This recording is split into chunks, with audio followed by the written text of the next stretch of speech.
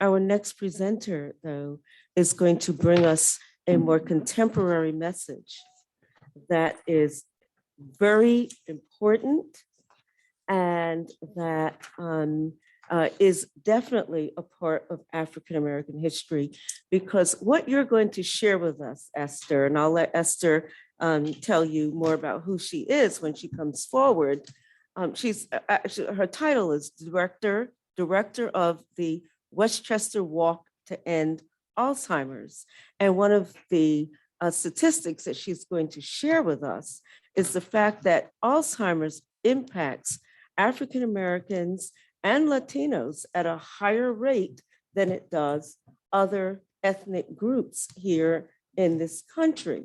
And the reason why this is historic is because you are defining for us what we have historically grown up with and heard about. We've heard people described as, but from our parents and seniors and elders, leave her alone.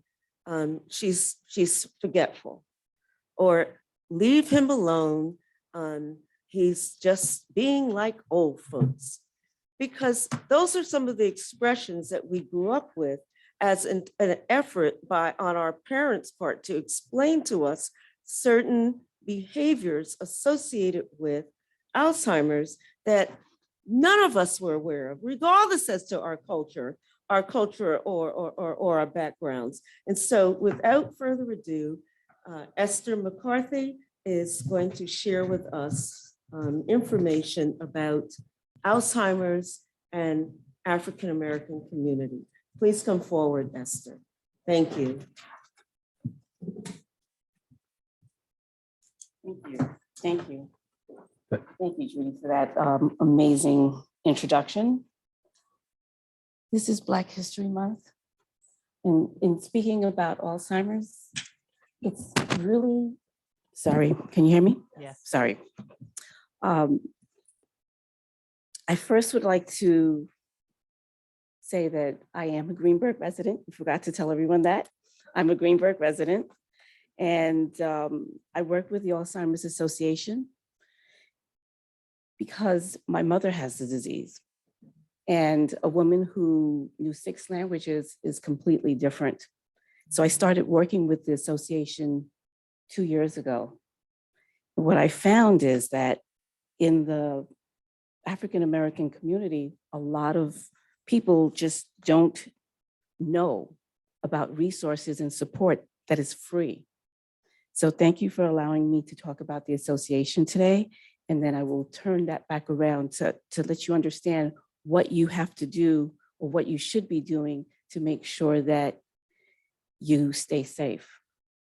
I'm first gonna share with you the diversity, equity, and inclusion statement from the Alzheimer's Association and their commitment to the community. At the Alzheimer's Association, we believe that engaging diverse perspectives is critical to achieving health equity, meaning that all communities have a fair and just opportunity for early diagnosis and access to risk reduction and quality care. Underrepresented and underserved communities are disproportionately impacted by Alzheimer's and dementia, and yet are less likely to be diagnosed, less likely to be recruited to participate in research, and less likely to have access to care, support, and services. This is unacceptable. The Alzheimer's Association is leading the way by developing strategic partnerships with trusted national and local organizations to create a pathway to greater health equity, mission engagement, and inclusion for everyone. The association is committed to providing all communities with resources and education to realize a vision of a world without Alzheimer's and other dementia. So, what I would like to start with, and I usually ask people by a show of hands, how many people in here, behind me and in front of me, know someone that has been diagnosed with Alzheimer's or any form of dementia? That is startling. If you take a moment and look around the room, you can see how widespread the impact is, because I think about 90% of the people raise their hands. So just to make sure we're all on the same page, let's go over some definitions. One, what is normal aging? What is dementia? And what is Alzheimer's? To be clear, dementia is not normal aging. We all forget things sometimes, especially when life gets busy. You may start to notice things happening more often as you get older. Mild memory loss can be a normal part of aging. It doesn't necessarily mean that you have dementia. Let me tell you a little bit more about dementia and Alzheimer's. Dementia is a general term for loss of memory, language, problem solving, and other thinking abilities that are severe enough to interfere with daily life. Alzheimer's is the most common cause of dementia. Dementia is not a single disease. It's an overall term that covers a wide range of specific medical conditions, including Alzheimer's disease. Disorders grouped under this general term, dementia, are caused by abnormal brain changes. These changes trigger a decline in thinking skills, also known as cognitive abilities, severe enough to impair daily life and independent function. They also affect behavior, feelings, and relationships. You might have heard the term senile, which is what many people formerly called dementia when they were commonly accepted belief that serious mental decline is a normal part of aging. Science knows that there are multiple causes of dementia and many different symptoms, which may include problems with short-term memory, keeping track of a purse or a wallet, paying bills, planning and preparing meals, remembering appointments, getting lost in a familiar neighborhood. Often dementia will start out slowly and gradually get worse. If you or someone you know is experiencing memory difficulties or any other changes in thinking skills, don't ignore it. Your doctor can perform a non-invasive cognitive assessment to help determine the cause. There are other conditions that can cause symptoms of dementia, including some that are reversible, such as a thyroid problem or a vitamin deficiency. A lot of people don't know that. If your doctor has reason for concern, they will help guide you to proper professional resources, such as the Alzheimer's Association. The earlier you identify something may be wrong, the more time you have to slow down the process. In the past year and a half, we've had 2 FDA-approved drugs. Now, those drugs, they don't cure the disease. It's the 6th cause of death in the United States, and there's no cure. But what the drugs do is that they allow the brain to slow down the progression of the disease. Prior to these 2 drugs, the drugs that were given to people with dementia, all they did was kind of address the symptoms of depression and things like that that normally come along with the disease.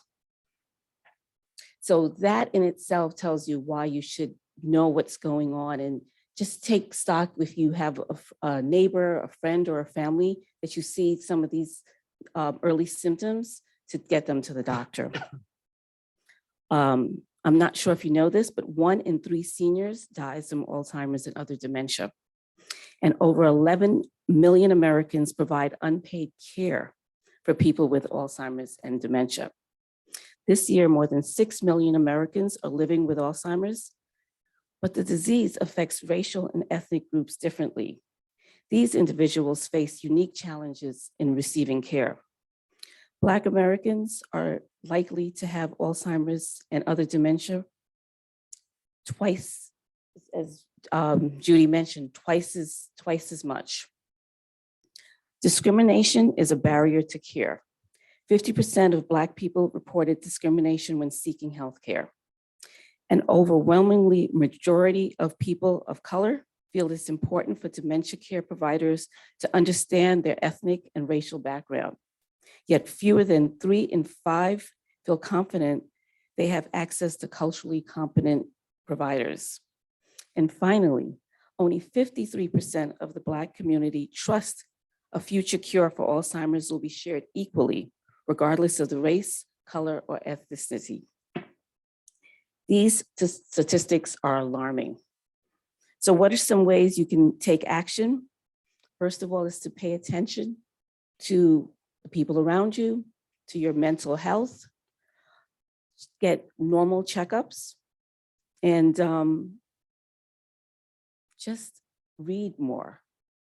Stop using the phone, lifestyle changes, eat better, sleep more. In fact, if you don't drink enough water, these are all things that correlate to a lifestyle change. They don't know why people get Alzheimer's, but they do know that if you sleep on a regular basis, if you drink more water, if you exercise, if you read, that will be helpful. You can also let people know about the Alzheimer's Association. All of our resources are free. We have a 24/7 hotline. That means that if you have anything goes wrong, 3 o'clock in the morning, you can call someone. They will walk you through what to do and where to go. If you're part of an organization and you can we can come in and do a presentation for you, for your workforce. And finally, you can go online. There's a lot of information there. So that is it. Thank you for your time, and I hope that was helpful. That was really Thank you so excellent. much. Thank you. Thank you, Esther. That was most informative. And again, you shared a lot of information that many of us are not aware of. Thank you so much.